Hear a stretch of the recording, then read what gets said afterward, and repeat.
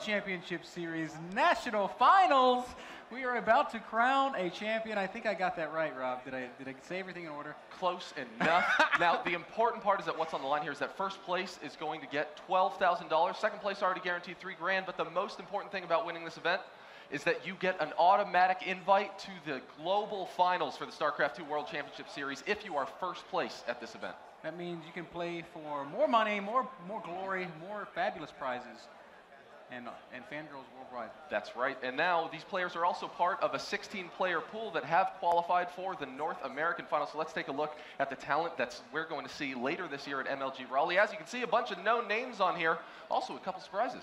Yep, these guys will all be playing in Raleigh, North Carolina. Hello Kitty, Mystic, and Fitzy Hair. A couple of the guys that y'all might not have known as much about, but Noonie, Idra, and Perfect, Gosu User, Diognos. There's a lot of really good players on here. Illusions, tons of great American talent representing the continent at the Continental Finals. Yeah, that's right. So, ladies and gentlemen, we're not going to delay this any further. We are going to be hopping into game number 1. It will be on Ohana. Oh, this is going to be Vibe that versus means Daisuki. Family. Yes. Yes, it does. And you know what Daisuki means? You know what? We Googled that. We shouldn't ever look at that again. I love you. Oh, okay. Well, in that case, that's perfectly fine. So, moving into game number 1 on here, spawning in the upper left-hand corner of the map on Ohana, give a cheer for Roots Vibe. And down in the bottom right-hand corner of Ohana, one of the surprises of this tournament, it is Nitrix Daisuki. He has like 2 fans out there. Maybe after this. Oh, he can game so many right here. Like the whole place is going to be just jumping. So, Mr. Bitter, I know you're a big fan of ZVZ, man. This is bound to be pretty explosive. Now, Vibe has been on a serious tear moving through this entire event. Yeah, he's not really run into much resistance. The winner's bracket champion, or I wouldn't say that, winner's bracket champion, and Daisuki had to come out of losers. That, of course, means he has to win 2 best-of-3s to take home the cash. Vibe just needs 2 games. 2 games stand between him and $12,000. That's right, and the invite to the global finals. Now, Vibe's already defeated some pretty notable players at this event. He knocked Idra down into the lower bracket. Also defeated Hawk as well, whom we saw was a part of that top 16. And also, he's been doing very well in Diablo 3. Oh, well, I didn't expect that. No, he's been, the running joke is that he's been playing lots of Diablo 3. And I love this opening out of Daisuki. He's going spawning pool before gas, spawning pool before hatchery. It's a 15 pool, and we'll probably see something like a 15 hatch. It's a kind of a safe, stable way of getting up to 2 bases that doesn't put you too far behind a hatch first. Vibe, on the other hand, is opening up with Zergling speed, so he's going to be able to pressure this pretty hard. He's already got that extractor down and counting up that gas as he waits for the spawning pool to finish up. Now, are you expecting either of these players to really head into much of a wow? Daisuki getting out there, laying down that hatchery, very confident that he's going to be able to hold down that expo. And he should. He should be able to hold this down. He can start a spine crawler right away if he feels the need to do so. He can make Zerglings. He'll be able to get that queen out. I mean, this is a strong defensive build, and even if he goes ahead and gasses, he can get Banelings without speed and have them out very, very fast. Now, both the players starting their queens. We see that Vibe has already moved into his Zergling speed upgrade, also getting a few of those lings out there so that he can stay active. Find out more information about what Daisuki is up to. Also, Vibe's Overlord already making it over into his opponent's base, knows that that hatch is down. Yep, sees the hatch, and he's probably saying to himself, that's a strange timing for a hatch to be there but not be complete. That is, of course, because this isn't the most common build. It's one that I've experimented with before. I struggle against mass speedling stuff when I play this style, but Daisuki, I'm sure, is a much better player than myself, and he should be able to show us how to defend something like that, if that's what Vibe throws his way. Vibe, though, is also expanding. That's right. He just laid down that hatch. He's also transferring his first queen out there. So he's going to be ready to go. And now his first lings are starting to get all the way across the map. Of course, by the time he gets over there, Daisuki's going to be more than ready. Starting that first spine crawler, also bringing down his queen. Yep, 2 queens. I'm sorry, 2 Zerglings and actually 4 Zerglings and a queen. Much better than just 4 Zerglings. And we see the Baneling nest going down before Zergling speed, like we talked about, Rob. He'll be able to morph these Banelings and be very, very safe against Zergling aggression if Vibe chooses to persist with that. But Vibe's been droning, man. And he's already got a nice little drone lead, 19 drones to 15 drones. Oh man, getting a lead like that early is a huge help. Now Daisuki did just lose his first scouting overlord up there at Vibe's Natural. Oh man, he's going in for a little bit of a push. We see this around from Daisuki defending very well. Not a single worker lost. So well defended, not losing a single drone. That's one of the things that's hard to defend when you play this kind of style without the zergling speed, because your opponent's lings are so much faster than yours. If they sneak up your ramp, they're just going to be a true pain in the neck to deal with. But as of now, Daisuki has stabilized Vibe, back to mining gas, getting the Baling Nest of his own. So these guys on very, very even footing, in spite of the fact that their openings were so different. Now Daisuki's got Vibe has a significant amount of minerals and gas already saved up. And now he's just bringing in the Baling Nest of his own. We see a lot of lings now in production for Vibe. Yeah, interesting choice. He's going to throw down 10 lings. A little curious as to why he feels like he needs to do 20 lings. Okay, now wow. the answer is clear. He's going to get very, very aggressive, Rob. And Daisuki is making drones. He has nothing on Vibe's side of the map. This is actually very, very dangerous. This is one of the dangerous times in the game where you just don't know what your opponent is doing. And this slow Zergling is going to come in just in time to see a few lings spawning. So that should prompt a reaction. More Banelings morph immediately. But there's only two Banelings out on the map right now. And now over here we see the Vibe is morphing in 6 Banelings directly in front of Daisuki's base. And Daisuki responding, also bringing in some more Banelings of his own. He's going to need to plant these perfectly or else this could be a big crush. And in comes the first ling. Oh, the Spinecrawler just barely in range to defend that first Baneling. We've got one Baneling moving down the ramp. Oh, no! Detonates them Manual futilely. Detonation. That was not what you need. Trying to find some drones to connect with, and they actually do connect pretty well, killing a Spinecrawler, or building Spinecrawler, and a handful of drones, and it looked like a pretty effective trade there for Vibe, Rob. He's now 7 workers up. He actually was able to take down 6 workers in that assault. Also behind this, he did not bother sending in additional units to continue the assault. He was comfortably droning behind, and now is switching over to roaches. Yep. Now, Daisuki, that wasn't a terrible defense. He only lost a few drones, and you know, he did a really smart thing. He put his second queen, the queen that was up in the main, on the ramp so that lings could not run past, Banelings could not run past, and threaten to detonate on a huge clump. So that's one of the things that allowed him to stabilize here. Of course, it helps that Vibe did not persist with the aggression, although we do see a few more lings out. And again, the game seems to have reached a point of kind of evenness. 40 drones to 34 drones. Both players getting their roach horns. Layer's already on the way for Vibe. And Daisuki, he's going to go ahead and take a 3rd base. So the first really big deviation occurring here. Yeah, it could be relatively difficult for him to hold that, being how much sooner Vibe can potentially have out his roaches. He already has his missile attacks just about halfway finished up. Vibe staying active with those lings, trying to take down a couple of those Banelings. Does get a run by into the main, so he'll know exactly what Daisuki is up to. Yep, he sees, okay, you're doing something pretty similar to what I'm doing. Oh, man. With these guys even getting their +1, although Vibe's +1's much faster than Daisuki's. This is going to open up a timing window.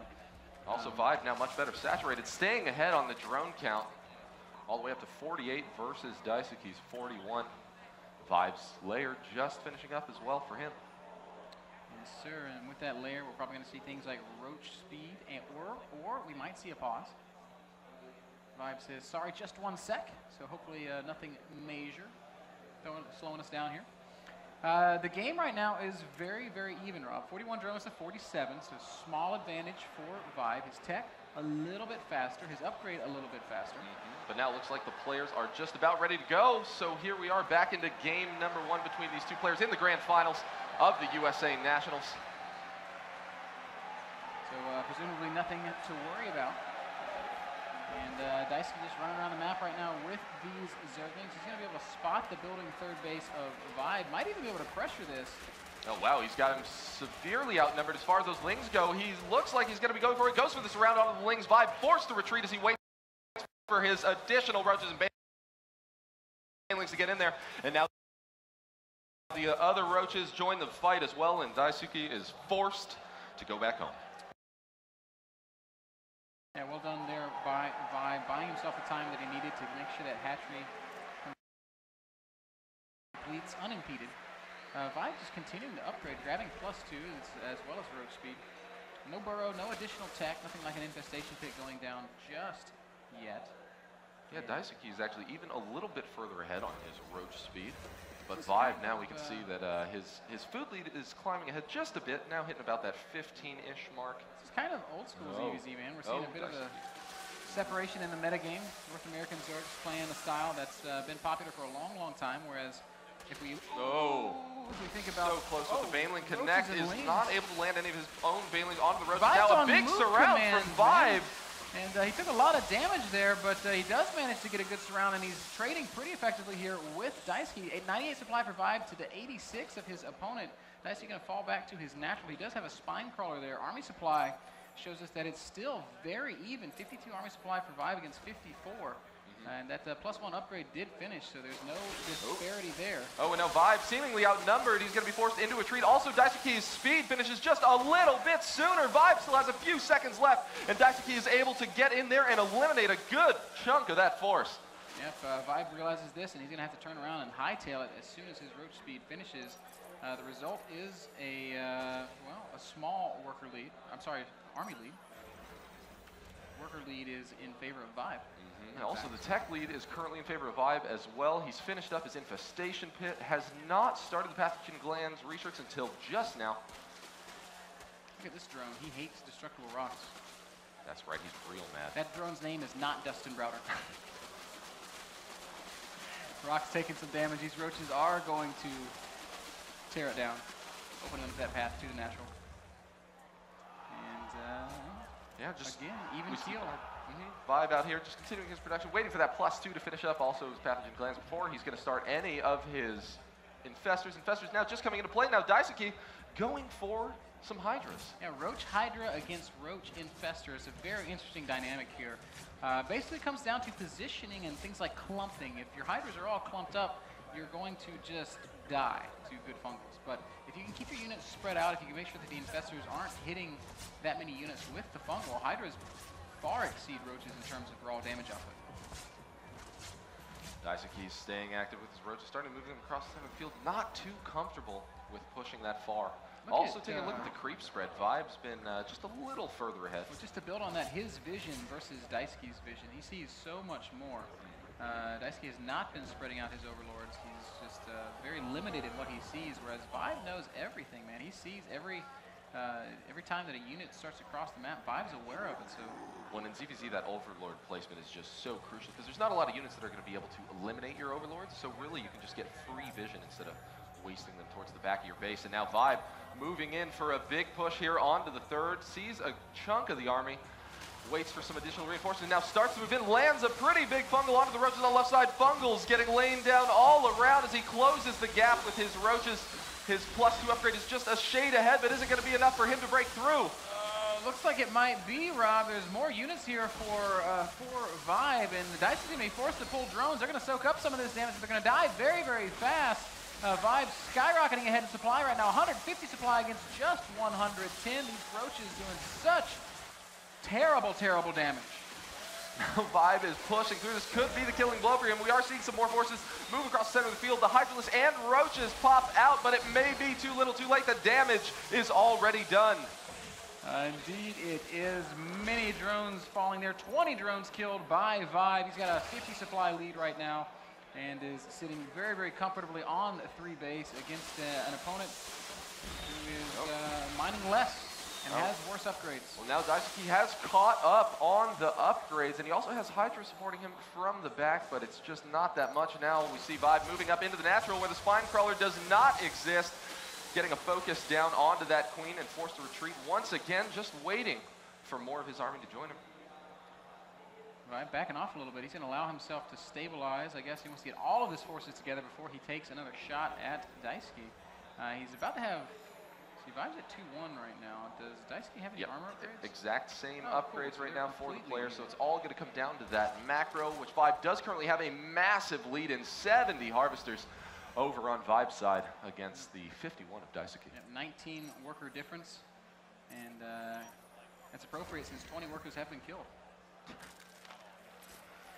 So Vibe making the most of what he has, going in for yet another push. His infestors now have enough for a few more fungals. Man, these guys are very evenly matched. Like, literally, it's just the smallest thing separating them right now. Infestors might catch these units as they're clumping up, and they do. Oh, wow. Stopping those two on the ramp. It could be enough to tip the scales in Vibe's favor. Vibe now not in a terribly favorable concave, but Daisuki has been severely affected by those fungals. Half of his army falling almost instantly, and Vibe once again falling back to the rest of his roaches. Yeah, really great play here by Vibe, just walking in there, doing as much damage as he can, and then backing up before he overcommits. He's going to come down to the third base once again. Another great fungal, everything super clumped up. Infested Terran's going to go down. Vibe might be able to kill everything here, and that would mean, oh, Daisuki pulls back just in the nick of time, but he's still going to lose a lot of drones in his third base.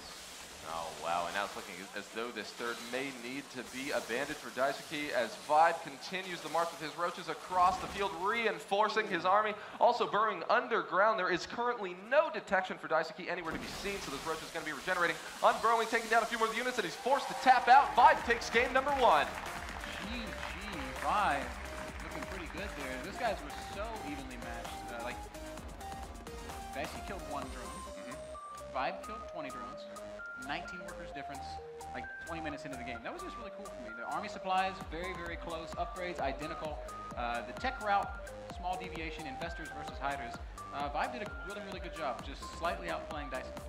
Yeah, just barely pulling ahead there. Now we'll see if Daisuki's going to be able to pull back in game number 2. When we come back from this break, game number 2 for the grand finals of the StarCraft 2 World Championship Series USA Nationals will be on Daybreak, so don't go anywhere.